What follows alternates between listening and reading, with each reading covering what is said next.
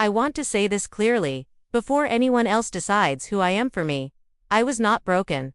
I was not lost. And I was never a child trapped inside an old woman's body. What I was inconvenient. That's a dangerous thing to be, when the people who live under your roof start dreaming about freedom that doesn't include you. I'm 78 years old.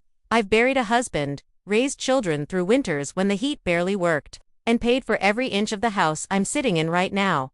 These walls know my name. They heard my prayers long before my son learned how to shave, but somehow, somewhere between my knees slowing down and my hair turning silver, my son decided I no longer belonged to myself. It started quietly. That's how these things always start. Quiet enough that you question yourself. A new schedule taped to the refrigerator, medication reminders I didn't need. A tone in his voice that sounded patient, but wasn't. And then one morning, I found them folded on my bed.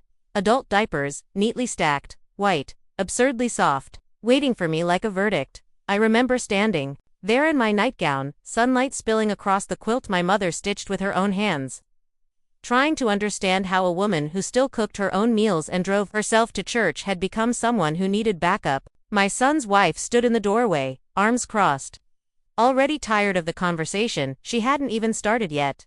Just in case, she said, like she was talking about an umbrella. Just in case, of what, exactly? Just in case I embarrassed them. Just in case I slowed them down. Just in case my existence interrupted the life they wanted to live. I told them no. I said it calmly, firmly, like a woman who still knew the difference between help and humiliation. They smiled the way people smile when they've already decided you're wrong. They talked about responsibility, about safety, about how hard it was to plan trips when they had to worry about me. That's when I learned something important. You can live in a house your whole life and still be treated like a guest who overstayed her welcome. They started leaving me out of things after that. Vacations first, then dinners, then conversations. I'd hear them laughing in the kitchen, planning trips I wasn't invited on, speaking about me like I was furniture they hadn't thrown away yet. She's sensitive, my son would say. She doesn't mean to be difficult, his wife added. But difficulty was never the problem. Control was. I stopped arguing. Not because I agreed, but because I understood the game had changed. When you're labeled fragile, every protest sounds like proof. So I became quiet. I watched, I listened, I remembered, and I started documenting. Asterisk, not in notebooks or journals, like in the movies. No, I used what I had. An old phone tucked away in a drawer, forgotten by everyone but me. The battery barely held charge. The camera shook in my hands. But it worked. I didn't announce it. I didn't threaten. I didn't plead. I let them talk. I let them say things they thought no one would ever hear. I let them joke about how much easier life would be if I just cooperated. I let them complain about how I ruined plans by existing too loudly. I let them laugh about things that weren't funny, unless you'd already stopped seeing someone as human. And every word went into that phone. There's a strange power that comes when you realize humiliation has a shelf life. When you stop trying to defend yourself and start collecting truth instead. They grew bolder. They waved those diapers at me like rules. They threatened to leave me home alone if I didn't comply. They talked about facilities with cheerful voices, like they were discussing a spa. And still, I said nothing, because silence, when chosen, becomes strategy. The day I went to the police was the day I learned how easily an old woman can disappear in plain sight. They listened politely. They nodded. They looked tired. And then, my son walked in, hand on my shoulder, telling them I'd wandered off confused. And just like that, I wasn't a woman anymore. I was a problem. They believed him. Not because he was right, but because he was younger, louder, and confident. I went home feeling smaller than I ever had in my life. But small doesn't mean weak. That night, I uploaded the video, no filters, no music, no explanation. Just the truth, raw and unprotected. I asked one question. Is this normal? I went to bed expecting nothing. I woke up to thousands of voices answering me. Strangers believed me before my own blood ever did. They called it what it was. Abuse dressed up as care. Control, pretending to be concern. A woman being erased slowly, politely, legally. The house felt different after that. My son stopped making eye contact. His wife stopped pretending. Fear replaced confidence. And fear, I learned, is the sound power makes when it cracks. People came, officials, advocates. professionals who asked real questions and waited for real answers. Papers were filed. Doors closed behind them. 7 days later, they were gone. No shouting. No apology. Just suitcases rolling across the driveway like punctuation at the end of a long, cruel sentence. The silence that followed wasn't empty. It was mine. I opened every window. I cooked what I wanted. I slept without locking my door. I hired help, real help, the kind that asks before touching, the kind that looks you in the eye and uses your name. And months later, sitting alone in the quiet I earned, I understood something I want you to hear clearly. Aging does not make you invisible. It only reveals who was waiting for you to disappear. I am still here. Not because I was spared, but because I chose myself when no one else would, and that is not confusion. Not in notebooks or journals like in the movies. No, I used what I had. An old phone tucked away in a drawer, forgotten by everyone but me. The battery barely held charge. The camera shook in my hands, but it worked. I didn't announce it. I didn't threaten. I didn't plead. I let them talk. I let them say things they thought no one would ever hear. I let them joke about how much easier life would be if I just cooperated. I let them complain about how I ruined plans by existing too loudly. I let them laugh about things that weren't funny unless you'd already stopped seeing someone as human. And every word went into that phone. There's a strange power that comes when you realize humiliation has a shelf life. When you stop trying to defend yourself and start collecting truth. Instead, they grew bolder. They waved those diapers at me like rules. They threatened to leave me home alone if I didn't comply. They talked about facilities with cheerful voices, like they were discussing a spa. And still, I said nothing. Because silence, when chosen, becomes strategy. The day I went to the police was the day I learned how easily an old woman can disappear in plain sight. They listened politely, they nodded, they looked tired. And then my son walked in, hand on my shoulder, telling them I'd wandered off confused. And just like that, I wasn't a woman anymore. I was a problem. They believed him, not because he was right, but because he was younger, louder, and confident. I went home feeling smaller than I ever had in my life. But small doesn't mean weak. That night, I uploaded the video. No filters, no music, no explanation. Just the truth, raw and unprotected. I asked one question. Is this normal? I went to bed expecting nothing. I woke up to thousands of voices answering me. Strangers believed me before my own blood ever did. They called it what it was. Abuse, dressed up as care. Control pretending to be concerned. A woman being erased slowly, politely, legally. The house felt different after that. My son stopped making eye contact. His wife stopped pretending. Fear replaced confidence, and fear, I learned, is the sound power makes when it cracks. People came, officials, advocates, professionals, who asked real questions and waited for real answers. Papers were filed. Doors closed behind them. 7 days later, they were gone. No shouting, no apology. Just suitcases rolling across the driveway like punctuation at the end of a long, cruel sentence. The silence that followed wasn't empty. It was mine. I opened every window. I cooked what I wanted. I slept without locking my door. I hired help, real help, the kind that asks before touching. The kind that looks you in the eye and uses your name. And months later, sitting alone in the quiet I earned, I understood something I want you to hear clearly. Aging does not make you invisible. It only reveals who was waiting for you to disappear. I am still here, not because I was spared, but because I chose myself when no one else would. And that is not confusion. I didn't tell anyone the day they left that. I was afraid of the quiet. Not afraid the way people assume an old woman is afraid of darkness, of creaking stairs, of a stranger at the door. I was afraid of the quiet because it felt unfamiliar in my own house. For months, my home had been filled with the noise of being managed. The clink of dishes washed too aggressively, the sharp tap of heels that didn't belong to me. The constant sighs meant to remind me I was an inconvenience. Even their silence had been loud. The kind that sits on your chest like a heavy hand. And then they were gone. The first night after the locks were changed, I stood in the hallway and listened to my house breathe. A house has a rhythm when it's yours. It settles around you. It knows your footsteps. It doesn't flinch when you open a drawer. It doesn't rush you when you move slowly. It doesn't punish you for being human. But I had lived so long inside their version of me, fragile, inconvenient, embarrassing, that even freedom felt like a room I hadn't learned how to stand in yet. I went to my bedroom and sat on the edge of the bed. The The quilt was pulled smooth. My pillow smelled like lavender again. Not like the cheap detergent she used, because she said my old scents gave her headaches. I ran my hand across the fabric, like I needed proof that softness could still belong to me. And then I saw it. On the dresser, tucked behind the lamp, was the small photograph they'd tried to hide. Me and my husband, in our younger years, standing in front of the same porch I now owned again, our arms linked like we were unbreakable. His smile wide, his eyes squinting against the sun. My throat tightened. There are griefs you expect when someone dies, but there's a different kind of grief when someone who is alive decides you don't matter. I whispered my husband's name into the room, and my voice sounded strange, like it had been unused too long. I did it, I told him, not triumphantly, not with pride, just quietly, like confession. I didn't let them take it. I stood up and walked into the kitchen, and I opened every cabinet door, one by one.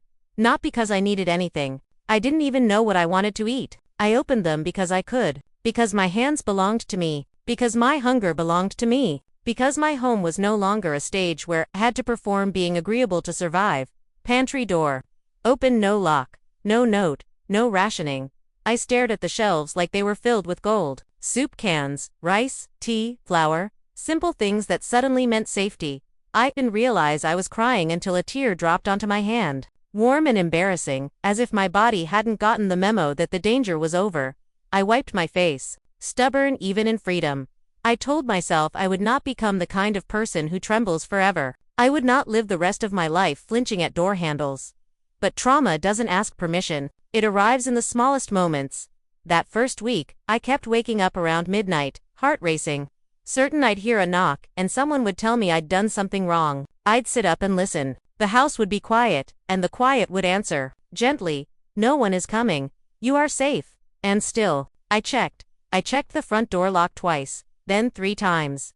I kept a glass of water by my bed, not because I forgot how to drink, because dehydration isn't just a physical thing, it's a memory. It's your throat tightening at the thought of being trapped in your own body while someone else holds the key.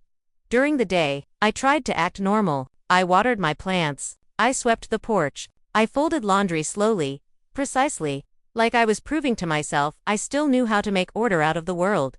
But inside me, something had shifted, a hard knot, an awareness I could not untie.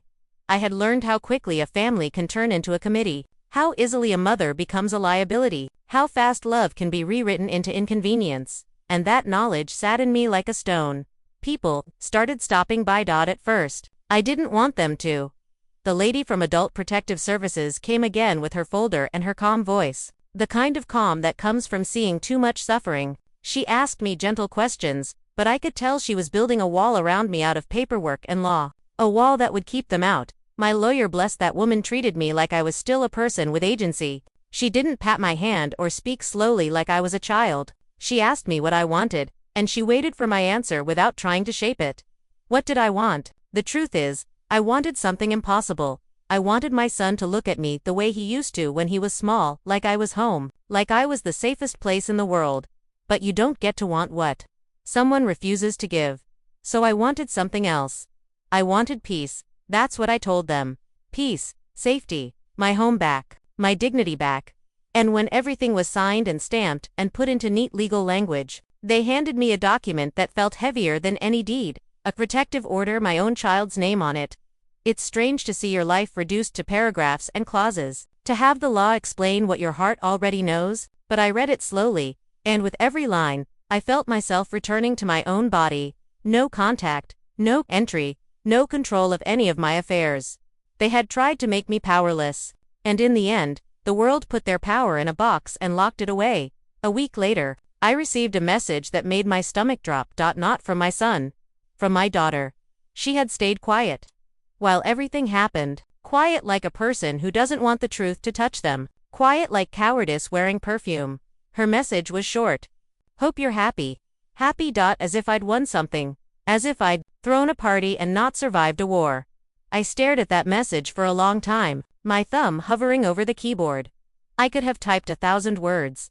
I could have reminded her of the nights I stayed up sewing costumes for school plays. The mornings I packed lunches with love, even when I was exhausted. The years I poured myself out into everyone else until I forgot how to keep anything for me.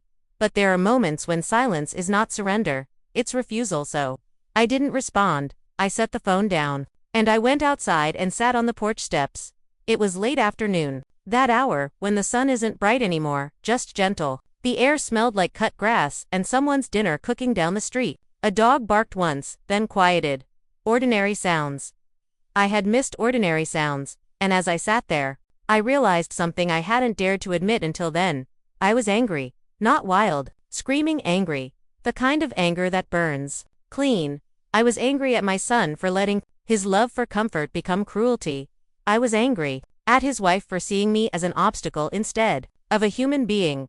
I was angry at myself for thinking motherhood could protect me from betrayal. And beneath that anger was something softer, sadder. A heartbreak that didn't have a funeral. Because when someone dies, the world gives you permission to mourn. But when someone you love becomes someone you don't recognize, you mourn in secret. 2 weeks later, the internet moved on like it always does. New scandals, new stories, new outrage. But some people didn't forget. Letters came, handwritten notes from women who sounded like me, women whose families told them they were forgetful the moment they became inconvenient, women who were locked out of their own accounts, their own kitchens, their own lives. I read every letter slowly.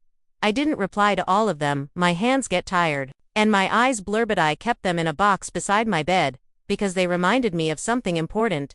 They wanted me to feel alone. That was the whole trick.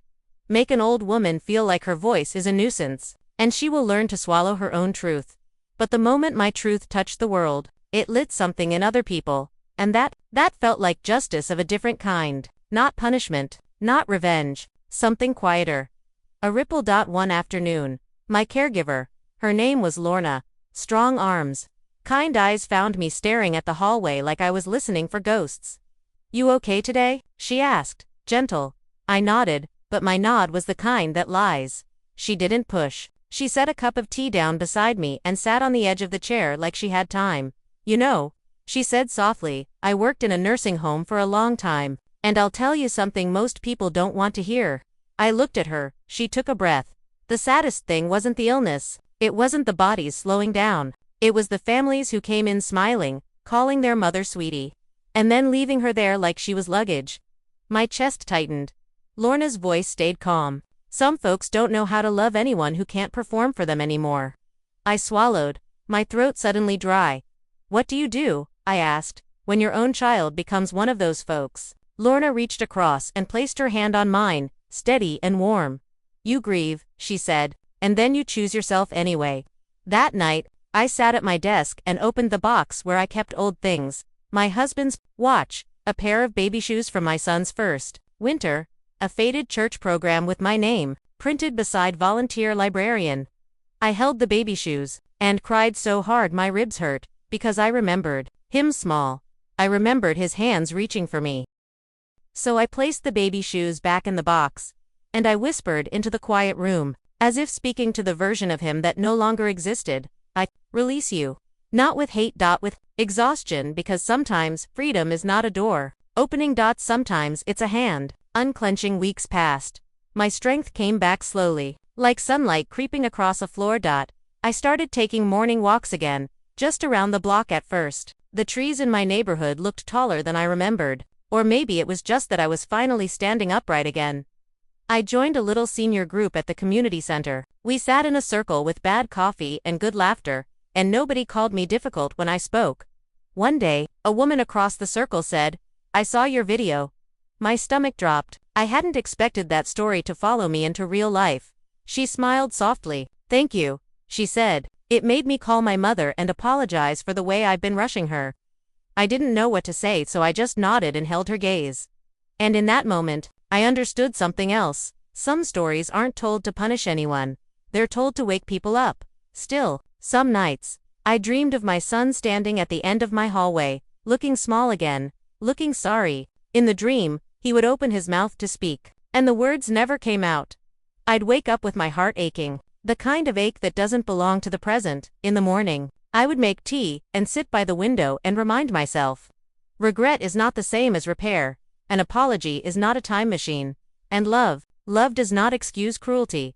The first snowfall came early that year, soft flakes, drifting down like feathers, turning my yard into quiet white. I watched from my window, wrapped in a shawl, and thought about how winters used to feel. Back then, winter was just weather. Now it felt like a metaphor. Coldness can be beautiful from a distance, but inside a home, coldness becomes something else. One evening, as the sky turned purple and the streetlights flickered on, my phone rang, a number I hadn't saved. I stared at it for a long time, my thumb hovering. Something in me knew. I answered, "Mama." His voice thin careful. It sounded like a man trying to step onto ice without falling through. I didn't speak. He cleared his throat. I heard you moved on. I heard you've got help now. Still talking like my life was a rumor. I waited. He breathed out. I didn't know it got that bad. I almost laughed. Almost. Because he lived in my house. He looked me in the eyes when he said those things. He watched his wife fold humiliation onto my bed. He knew. He just didn't want to carry the weight of knowing. He continued, voice trembling slightly, she's been having a hard time. People won't let it go. I felt something cold slide through my chest. Even now, even after everything. He was calling for her. For their comfort. For their reputation. Not for my pain. Not for what they did. I finally spoke. My voice came out calm. And I surprised myself with how steady it sounded. Are you calling to apologize? Silence. Long enough for me to hear my own breathing. He swallowed. Mama, I cut him off softly. Not cruelly. Just firmly. If you can't say it, don't call. He whispered my name like a prayer. Mama, I'm sorry. The words landed like a pebble in a deep well. Small, late, not nothing. But not enough. I held the phone against my ear and stared at the snowfall outside. The world looked peaceful. Inside me, the old wound still existed, but it was no longer bleeding the way it used to. I asked, sorry for what? He hesitated, and that hesitation told me everything. He was sorry for the consequences. Sorry the world saw him. Sorry the mask slipped, not sorry in the way a son should be sorry for breaking his mother's spirit. But I didn't say that. I just said, I hope you learn. For your own sake. His voice cracked. Can I see you? I closed my eyes. In my mind, I saw the diapers folded on my bed. I saw him at the police station, smiling like I was a problem to manage. I saw him whispering, let's not do that again. Like my dignity was a tantrum. I opened my eyes. I don't know, I told him honestly. Not yet. He started to cry at least. It sounded like he did. The line filled with a small, broken sound. And for a moment, the mother in me rose up, aching to comfort him the way I used to. But then the woman in me stood taller. Because there is a difference between love and self-erasure. I said, I'm hanging up now. Take care. And I did. I set the phone down gently. My hands didn't shake. I sat there for a long time, watching snowfall, feeling something settle inside me like a quilt being laid across a bed. Not forgiveness, not hate, something in between. Acceptance. That night, I wrote one sentence in my journal. Some people only learn after they lose what they thought would always wait for them. I don't know what will happen next with my son. I don't know if time will soften him or harden him. But I know what happened to me. I know what I survived. And I know this. A house can be taken from you in ways that don't involve keys. A life can be stolen with smiles and just in case and concern that isn't concern at all. And if you are listening to me right now, if you are an elder who has been told you're too sensitive, too forgetful, too much, let me say what I wish someone had said to me before I had to fight for my own name. You are not a burden because you are aging. You are only a burden to people who wanted your love, your money, your home, but never wanted your voice. And one day, when the room finally goes quiet and they have no one left to control, they will hear the truth you tried to tell them all along. Not as punishment, as echo, as consequence, as the sound of your life returning to you.